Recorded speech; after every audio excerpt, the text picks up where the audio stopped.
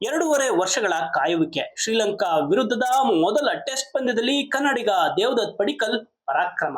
ಹೌದು, ಶ್ರೀಲಂಕಾ ವಿರುದ್ಧ ನಮ್ಮ ಕನ್ನಡಿಗ ದೇವದತ್ ಪಡಿಕ್ಕಲ್ ಅಬ್ಬರಿಸಿದ್ದಾರೆ. ಎರಡೂವರೆ ವರ್ಷಗಳಲ್ಲಿ ಪಡಿಕ್ಕಲ್ ಆಡಿದ್ದು ಕೇವಲ 2 ಟೆಸ್ಟ್ ಪಂದ್ಯಗಳನ್ನು ಮಾತ್ರ. ಆದ್ರೆ ತಾಳ್ಮೆಯಿಂದ ಆತ ಕಾಯುತ್ತಲೇ ಇದ್ದ. ಕೊನೆಗೆ ಭಾರತದ 600ನೇ ಟೆಸ್ಟ್ ಪಂದ್ಯದಲ್ಲಿ, ಅದು ಕೂಡ ಸ್ವಾತಂತ್ರ್ಯೋತ್ಸವದ ದಿನ, ಟೆಸ್ಟ್ ಶತಕ ಬಾರಿಸಿ ಪಡಿಕ್ಕಲ್ ಆ ದಿನವನ್ನು ಅವಿಸ್ಮರಣೀಯವಾಗಿಸಿಕೊಂಡಿದ್ದಾರೆ. ಸದ್ಯ ಪಡಿಕ್ಕಲ್ ಟೀಂ ಇಂಡಿಯಾದಲ್ಲಿ ಪ್ಲೇಯಿಂಗ್ 11ನಲ್ಲಿ ಅವಕಾಶಕ್ಕಾಗಿ ಕಾಯ್ತಿದ್ದಾರೆ. ಆದರೆ ಶ್ರೀಲಂಕಾ ವಿರುದ್ಧದ ಪಂದ್ಯದಲ್ಲಿ ಸಾಯಿ ಸುದರ್ಶನ್ ಗಾಯದ ಸಮಸ್ಯೆಯಿಂದ ಹೊರಗುಳಿದಿದ್ದರಿಂದಾಗಿ ಇದೀಗ ಪಡಿಕ್ಕಲ್ ಅವಕಾಶವನ್ನು ಕೈ ತುಂಬ ಬಾಚಿಕೊಳ್ಳುವ ಮೂಲಕ, ಶತಕ ಬಾರಿಸುವ ಮೂಲಕ ತಂಡದಲ್ಲಿ ತಮ್ಮ ಸ್ಥಾನವನ್ನ ಭದ್ರ ಮಾಡಿಕೊಳ್ಳುತ್ತಿದ್ದಾರೆ. ದೇವದತ್ ಪಡಿಕ್ಕಲ್ ಆಯ್ಕೆ ವಿಚಾರದಲ್ಲಿ ಒಂದಿಷ್ಟು ಅಪಸ್ವರಗಳು ಕೇಳಿಬರುತ್ತಿದ್ವು. ಆತ ಮಲಯಾಳಿ, ಆತ ಕನ್ನಡಿಗರ ಅವಕಾಶ ಕಿತ್ತುಕೊಂಡ ಎಂದ್ರು. ಆದ್ರೆ ಆತ ಸ್ವಾತಂತ್ರ್ಯ ಸಿಕ್ಕಿದ ದಿನ ಟೆಸ್ಟ್ ಶತಕ ಬಾರಿಸಿದ ಮೊದಲ ಭಾರತೀಯ ಅನ್ನೋ ದಾಖಲೆ ಜೊತೆಯಲ್ಲಿ ಆತ ಬರೆದ ದಾಖಲೆಯಲ್ಲಿ ಅವನ ಹೆಸರಿನ ಜೊತೆ ರಾರಾಜಿಸಿದ್ದು ಕರ್ನಾಟಕದ ಹೆಸರು. ಕಾರಣ, ಅವನು ಕನ್ನಡಿಗ ಎಂದು. ಇನ್ನು ವಿಶೇಷ ಎಂದರೆ, ಎಡಗೈ ದಾಂಡಿಗನೊಬ್ಬ 3ನೇ ಕ್ರಮಾಂಕದಲ್ಲಿ ಭಾರತದ ಪರ ಟೆಸ್ಟ್ ಶತಕ ಬಾರಿಸಿದ ಉದಾಹರಣೆಗಳು ತುಂಬಾನೇ ಕಮ್ಮಿ. ಸೌರವ್ ಗಂಗೂಲಿ 3ನೇ ಕ್ರಮಾಂಕದಲ್ಲಿ 2002ರಲ್ಲಿ ಶತಕ ಬಾರಿಸಿದ ನಂತರ ಯಾರೂ ಕೂಡ ಶತಕ ಸಿಡಿಸಿರಲಿಲ್ಲ.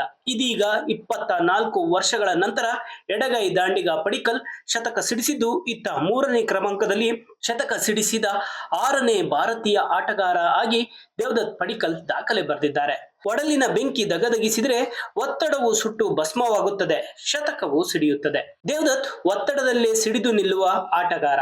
6.5 ತಿಂಗಳ ಹಿಂದೆ ಆಗಷ್ಟೇ ಮಧ್ಯಪ್ರದೇಶದ ವಿರುದ್ಧ ಕರ್ನಾಟಕ ತಂಡ ಸೋತಿತ್ತು.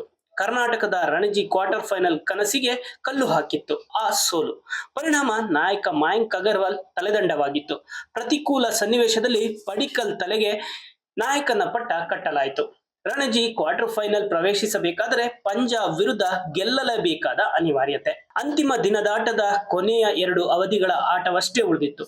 ಕರ್ನಾಟಕದ ಮುಂದೆ 37 ಓವರ್ಗಳಲ್ಲಿ 250 ರನ್ಗಳ ಗುರಿ. ಪರಿಸ್ಥಿತಿಯೇ ಎದುರಾಗಿ ನಿಂತಾಗ ಕರ್ನಾಟಕದ ಗೆಲುವಿಗೆ ಟೊಂಕ ಕಟ್ಟಿ ನಿಂತವನು ಮೊದಲ ಬಾರಿ ತಂಡವನ್ನು ಮುನ್ನಡೆಸುತ್ತಿದ್ದ ದೇವದತ್ ಪಡಿಕ್ಕಲ್. 85 ಎಸೆತಗಳಲ್ಲಿ 120 ರನ್.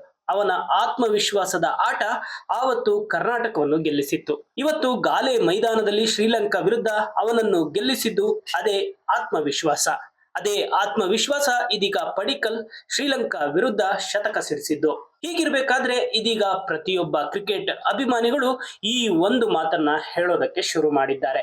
ಆತನಿಗಾದ ಅನ್ಯಾಯ ಮತ್ತೆ ಪಡಿಕ್ಕಲ್ಗೆ ಆಗಬಾರದು ಎಂದು. ಹೌದು, ಕರುಣ್ ನಾಯರ್ ಟೆಸ್ಟ್ ಕ್ರಿಕೆಟ್ನಲ್ಲಿ ತ್ರಿಶತಕ ಬಾರಿಸಿದ ನಂತರ ಮುಂದಿನ ಪಂದ್ಯದಲ್ಲೇ ಆಡುವ ಬಳಗದಲ್ಲಿ ಸ್ಥಾನ ಕಳೆದುಕೊಂಡಿದ್ದ.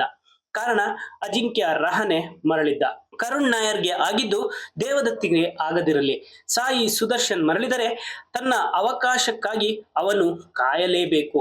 2.5 ವರ್ಷ ದೇವದತ್ತ ಕಾದಂತೆ ಅನ್ನೋ ಮಾತನ್ನ ಇದೀಗ ಪ್ರತಿಯೊಬ್ಬ ಕ್ರಿಕೆಟ್ ಅಭಿಮಾನಿಯು ಹೇಳ್ತಿದ್ದಾನೆ. ಹಾಗಾದ್ರೆ ನಿಮ್ಮ ಪ್ರಕಾರ ದೇವದತ್ ಪಡಿಕ್ಕಲ್ ಶ್ರೀಲಂಕಾ ವಿರುದ್ಧದ ಮೊದಲ ಟೆಸ್ಟ್ ಪಂದ್ಯದಲ್ಲಿ ಅಬ್ಬರಿಸಿದ ರೀತಿ ಹೇಗಿತ್ತು?